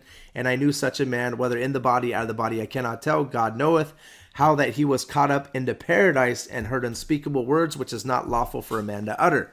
All right, that's the part that I was talking about, talking about the third heaven, right, in paradise. And the train of thought there is, from a flat Earth perspective, that he was basically taken from the earth, to heaven. You don't hear Paul saying like, I would think that if you got taken from earth all the way to heaven and you had to go trillions upon trillions of miles, that you would probably talk about that as well. You'd probably write a whole entire letter at least on that. But it seems like it's more like he took him from earth straight to heaven. And he said, whether in the body, out of the body, I cannot tell. Now, if you're going through space and everything, you probably know that you're out of the body, So, and you would definitely want to write something about it. Of course, yeah, and I think that he would definitely mention it. I think because people are infatuated with space if they've been there or whatever or seen it. So I would think that he would write a lot about it. So, and then we have when Jesus was baptized. It says in Matthew 3:16-17, and Jesus, when he was baptized, went up straightway out of the water, and lo, the heavens were open unto him, and he saw the Spirit of God descending like a dove and lightning upon him, and lo, a voice from heaven saying, this is my beloved Son, in whom I am well pleased. So from a flat Earth perspective, God is above the firmament, right? And he's able to, he's closer, so he's able to speak, and then they're able to hear. From a globe perspective, God is obviously in another dimension or far, far away. So it would kind of be a little harder, but it just depends on your train of thought on where God is actually located, if it's physical or not physical when it comes to that, Yeah, I mean, I guess I don't really know the majority consensus on that, but even if I were sticking with the globe model, I don't know that I would necessarily put him far away because I believe in the multiple dimensions. So Yes. If you're gonna stick with 3 dimensions of space and he's above it, then he's trillions of Yeah. quadrillions of miles away or whatever it is. But so I don't necessarily personally think he has to be so far away, even in the globe model. Okay. Perfect. And then another one that we have is Revelation 1, 7 through 8. Behold, if he come with clouds, and every eye shall see him, and they also which pierced him, and all kindreds earth shall wail because of him. Even so, amen. Even so, amen. I am the Alpha Omega, the beginning and the ending. Right. So this is Jesus saying he's going to be coming on a cloud, or already came on a cloud, like with the Satan's little season theory, and that every eye shall see him. Right. So if we're orbiting at 66,000 miles an hour, and doing all these different things, then and he's coming on a cloud, he's gonna have a pretty hard time probably trying to catch that Earth. But when it comes to like, if you, I know it sounds funny, but if you have a firmament, and then the heavens open up like a scroll, and then Jesus comes in, every eye will see. It's kind of easier explanation, I think, on a flat Earth than on a globe Earth. Personally, this explanation. And then the stars are going to fall from heaven. We have Isaiah, I think it's Isaiah 34, was talking about all the hosts of heaven are going to fall to the earth. That's talking about armies of heaven. Biblically, stars are angels. Angels are stars. It's kind of interchangeable. So, but then when you go to Revelation 6, 13 through 15, it's saying, and the stars of heaven fell onto the earth, and as a fig tree cast her untimely figs, as she is shaken from a mighty wind, the heaven departed as a scroll, even if when it was rolled together. I think that when it talks about heaven here, it's talking about the firmament, right? It's departing like a scroll. Every mountain and island were moved out of their places, so there was a great earthquake. And what happens is, if you have the firmament connected to the earth, and there's a great earthquake, and if the moon, sun, and the stars are in the firmament, then it makes sense for them to fall to the earth. When it comes to the globe, this is a little harder to explain. Unless they're just talking about these stars being angels. But if these literal stars are going to fall to the earth, and the stars are bigger than our sun, then we have a way bigger problem than the Antichrist, But I know that in Satan's little season, you would believe that it already occurred already. But the sixth seal. So if it hasn't occurred, and it's a future thing, then we need to understand that there's a bigger problem. And than just the Antichrist, if all the stars are going to fall to the earth, if that makes sense.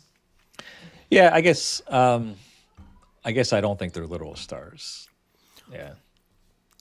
Okay, so maybe it's like the host of heaven is what it means, and it's like angels falling to the earth. Yeah. What about the idea of it not being? Well, it does say all stars, right?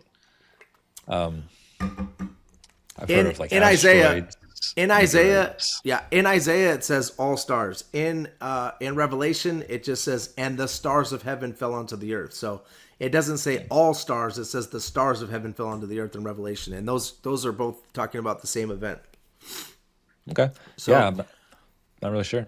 Yeah, and different trains of thought there. Obviously, one of them would be talking about meteors. The other one would be asteroids. The other one would be that the angels is what they're talking about here, and not talking about the actual stars.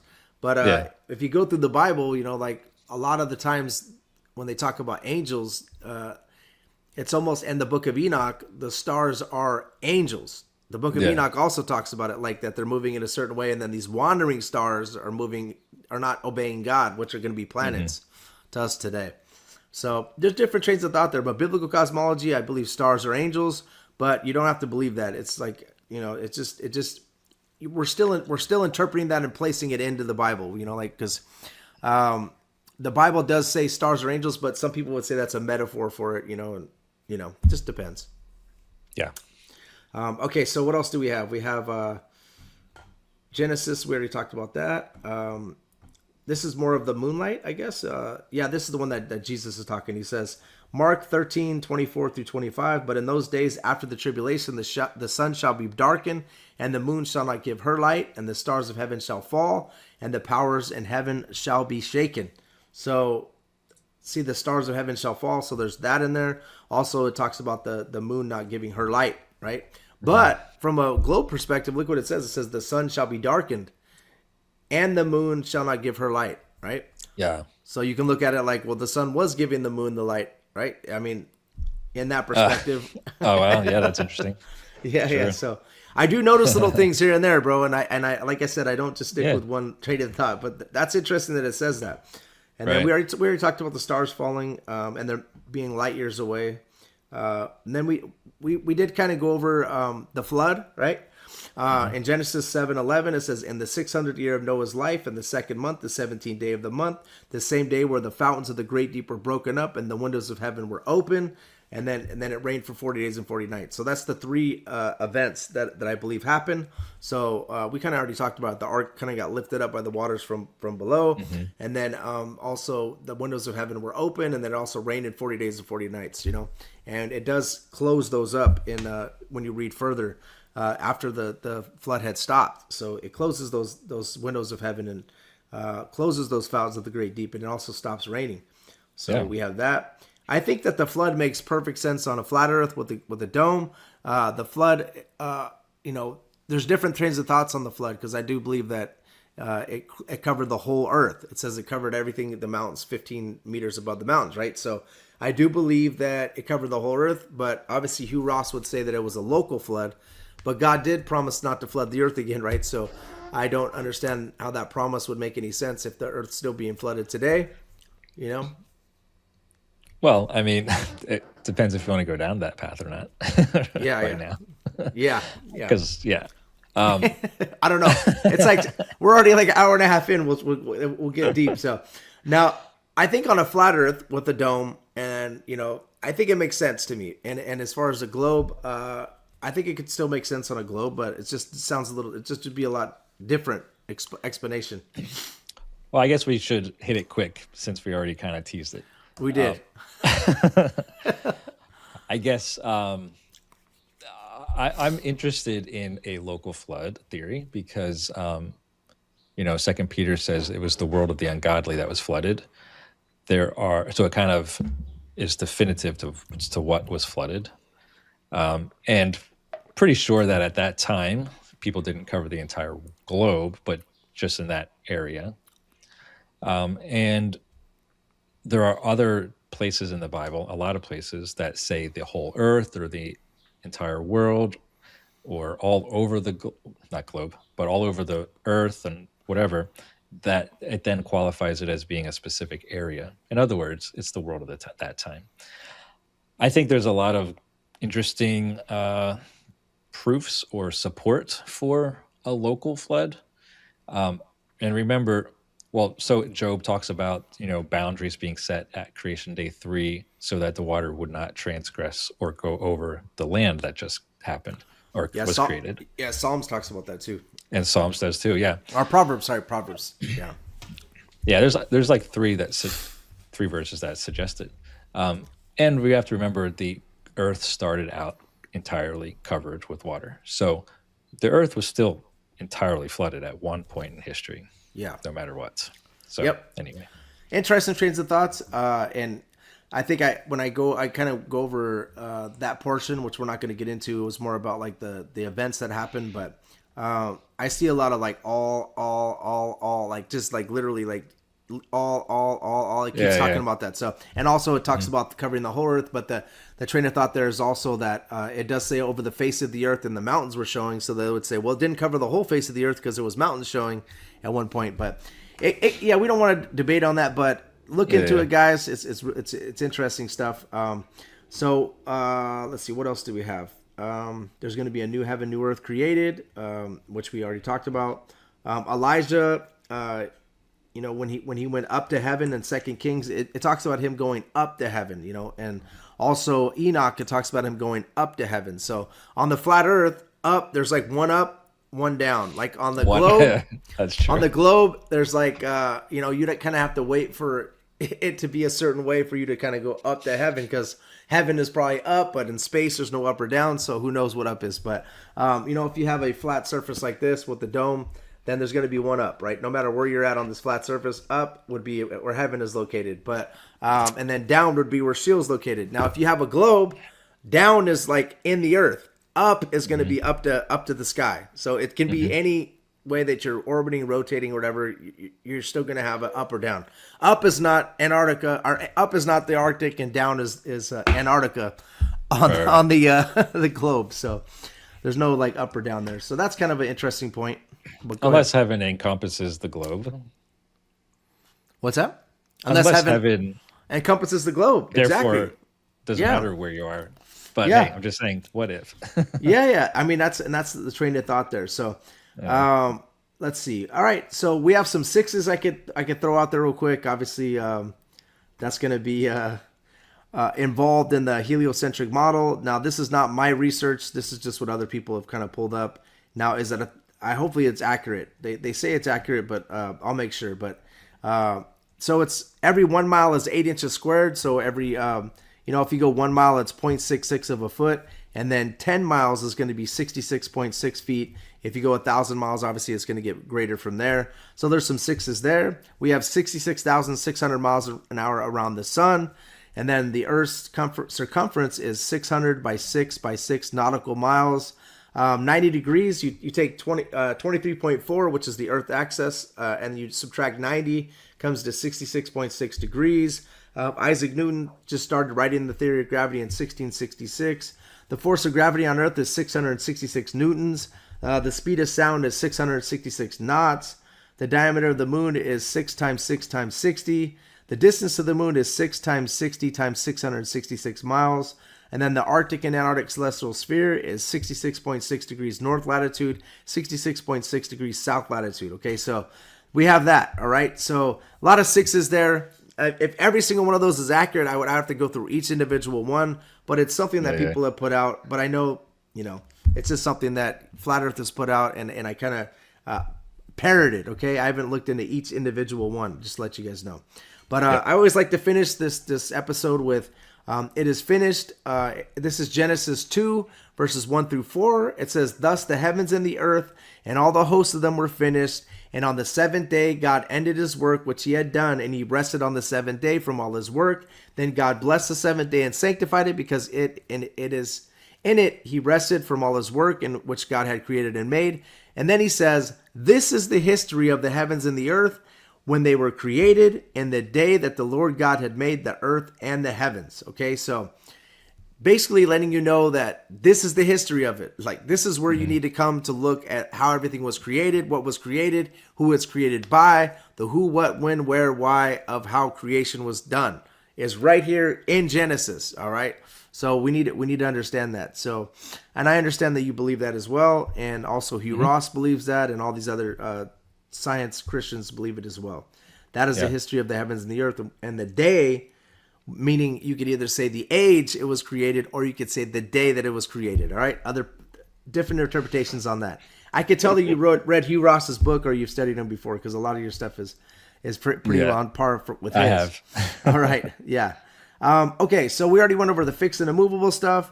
The next thing I would come up with is let's see. The next thing I would go with is do not worship the created, but worship the creator. All right. In Colossians 1, verses 15 through 18, it says, "He is the image of the invisible God, the firstborn over all creation. For by him all things were created that are in heaven, that are on earth, that are visible and invisible." Speaking of the different dimensions that you're talking about. All right. Yeah. "Whether thrones or dominions or principalities or powers, all things were created through him and for him. And he is before all things. In him all things consist. And he is the head of the body, the church, who was the beginning, the firstborn from the dead, that all things have preeminence." So that's obviously speaking of Jesus. There's God the Father, there's Jesus, the Holy Spirit. This is saying that he was there during this creation, right? So we have, when it says God said, exists, God said, let there be. Right? Yeah. I think he's created through Jesus. That's why it says that all things were created through him. Jesus is the word. So we need to understand that, like I said, there's 31,400 verses in the Bible, something around there. There's a whole bunch of different stuff that you need to read. What I'm doing on my show is I'm going through the whole entire Bible, right? From Genesis to Revelation. I do like a Sunday service and Wednesday service, right? And I'm basically going through the whole Bible. And it's similar to what I'm doing here, where I'm just explaining the Bible. But I try to do it from different angles. Like when it comes to eschatology, when I get to that point, I'm going to try to explain it from your guys' angle, if I can, the best I can. Also from the dispensationalist angle, and also from like an all millennialist angle, so that people kind of get all three to try to study and try to digest, And so that's what I try to do with my Bible studies. They're pretty all the other stuff, I mean, there's not a whole bunch of different views on some of the stuff that I'm going through. So I'm just explaining, what I'm gathering from the word, But when it comes to eschatology, I'll definitely try to speak of all that. But like I said, worship the Creator. Understand that we need to worship God. We don't need to worship the created. We just need to appreciate it. It's all the glory of God. Everything that He did for us is He created it for us. We're special to Him. So I think it's amazing. But so do you primarily stream those Bible studies on YouTube? I have YouTube, and then I also have Spotify and all audio platforms.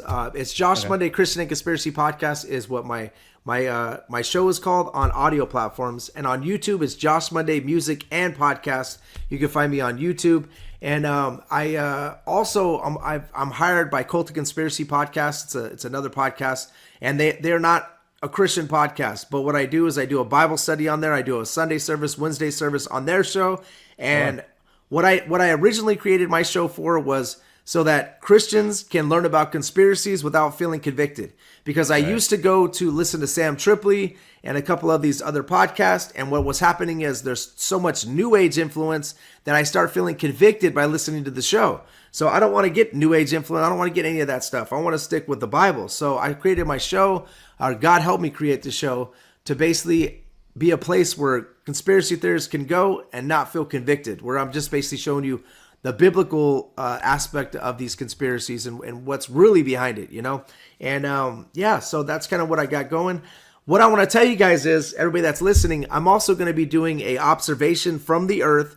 Okay, so God created the earth. I'm going to be standing on the earth doing an observation of the sun. I'm going to go to 53 degrees north, which is Edmonton, Canada, and then I'm going to go to 53 degrees south, which is Punta Arenas, Chile. I'm going in June 21st. I'm going to be in Edmonton, Canada, and December 21st, which is exactly 6 months later, I'm going to be in Punta Arenas, Chile.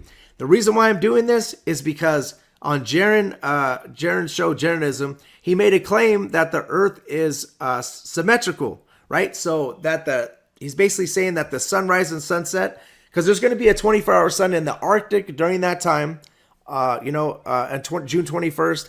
And then there's going to be a 24-hour sun in the the Antarctic on December 21st, is what the globe claims.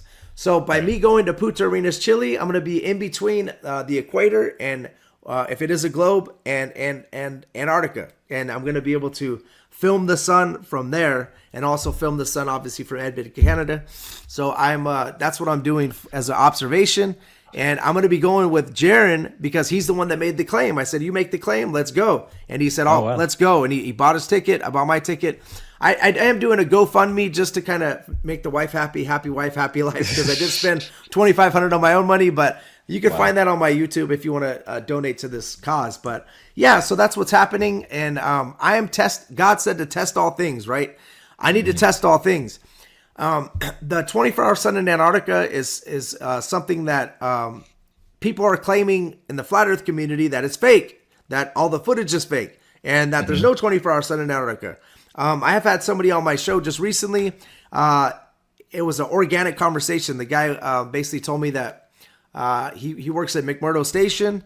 And he installs garage doors for in Orange County. His dad has one of the biggest companies in Orange County. He got a government contract, and he ended up going down to Antarctica, and he said that there's a 24-hour sun. So I have a witness that there is, and they also filmed it down there. So the flat Earth community is in contention with that right now. So I can't afford to go to Antarctica. Obviously, it's about 25 to 30,000. So I can't afford to go to Punta Arenas, Chile, though. It's about $1,500 to go, and it's a place that is accessible by humans. So when I go to film the sun, you guys can all go if you guys want to go. So you can't say that I'm faking anything. I'm just going to go down there just to film the sun and see what it's doing. If that makes sense. I would love to do that. That'd be a lot of fun.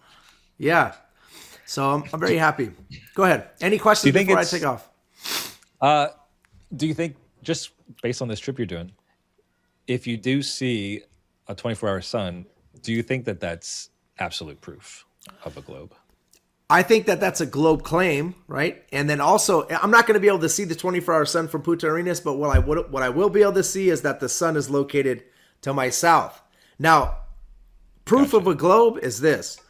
If you are in Antarctica and the sun is to your south, and it's above the heads of people in Australia at that time. I think that's pretty good proof of a globe, because that means that Australia is on the other side of the globe, and the sun is over their head while you're looking at the sun to your south. Does that make sense? Because on a flat Earth, Antarctica's around the whole outside.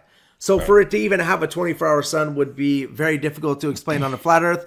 But some people are trying to come up with different theories, but it's not explained yet. And obviously I haven't been to Antarctica, and I haven't been able to actually see that. So I'm only going off of their words, Pastor Will Duffy, Jaron, and Whitsitt. But there's also, I also had another guy come on my show and said that there is. And then I had another guy that I was just talking about.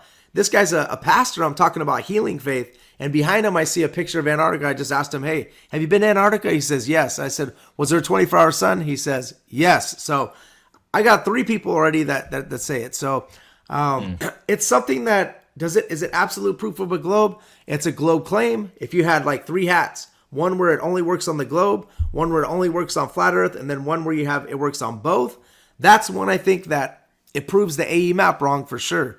That AE map that the flat earthers use, I don't think, if there is a 24-hour sun in Antarctica, we can't use the AE map anymore. The Antarctica cannot be around the outside. Has to be something different than that. Personally, I believe that.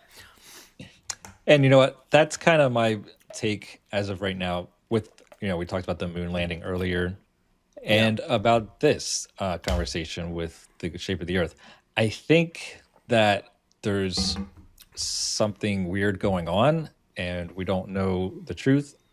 And so I don't know. There seems to be some support for both, but I just think there's definitely something unusual going on here, and there's probably some reason why there's confusion. Yes. So next show that me and you should do, we should do young Earth and old Earth creation, and I'll go over like the young Earth perspective. You go over the old Earth perspective, and I know both sides, and you seem to know a lot about the old Earth. And I think that me and you could have a great conversation. And obviously we're brothers in Christ, and everything will be copacetic, and we'll enjoy it for sure. That sounds awesome. Really appreciate you coming on and talking about biblical cosmology. And for anyone listening, go check out Josh's YouTube channel. You'll get a lot of information there. Thanks a lot, Josh. Thank you. God bless all of you. I appreciate you. Thank you, sir.